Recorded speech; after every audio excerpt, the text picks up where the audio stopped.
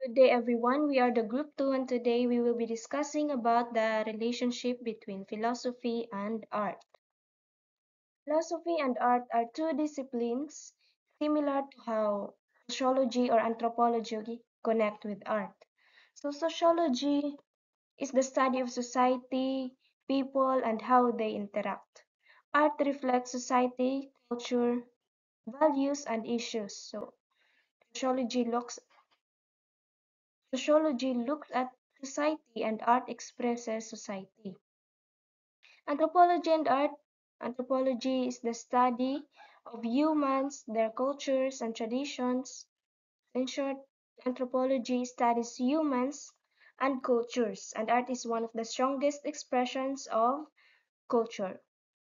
While in philosophy, philosophy helps us think deeper and see art not just as something beautiful, but as something meaningful.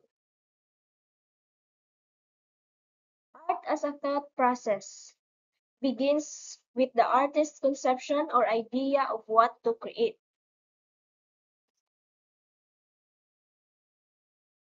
Art begins with the artist's idea. Art doesn't start with paint or clay, it starts with a thought in the artist's mind. For example, a painter imagines a picture before even touching the brush. Source of motivation. Artists draw inspiration from different sources to form their obra. Artists often look at nature, people, experiences, or even their emotions to find motivations for their artwork. Material costs. Material costs. The materials an artist considers necessary to bring the idea to life. The material cost, the materials needed. In philosophy, we call this the material cost. It simply means the things or materials the artist needs, like paints, brushes, clay, or even a camera. Final cost, the ultimate goal or purpose of its art or its expression. The purpose or expression of art. The process of art doesn't stop with materials. The true goal is expression.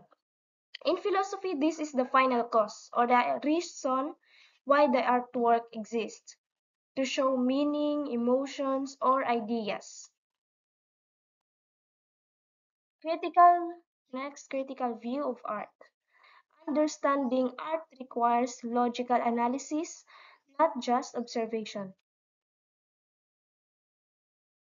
Understanding art requires logical analysis. Art is not just about looking at colors or shapes, it's also about thinking, asking questions, and trying to understand what the artist wants to say. Art appreciation in education trains students to analyze and form sound judgment about art. Art appreciation trains students to analyze art. When we study art appreciation, we practice analyzing and making good judgment about artworks instead of just saying it looks nice. The goal next is the purpose of art appreciation, not to make students performer, but to help them view art critically through different philosophical lenses. So the goal is not to make performers. The goal is not to make performers. The purpose of art appreciation is not to make us artists or performers, but to help us see art from different perspective or lenses. So, outcome for students becoming trained appraisers of art to be able to enjoy the and value it deeply. Outcome for students becoming trained. So, what? Outcome for Outcome for students becoming trained appraisers of art to be able to enjoy and value it deeply.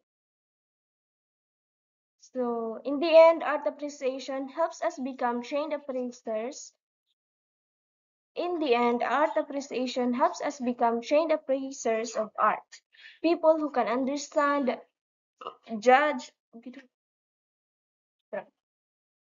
In the end, art appreciation helps us become trained appraisers of art. People who can understand, judge, and enjoy artworks at a deeper level.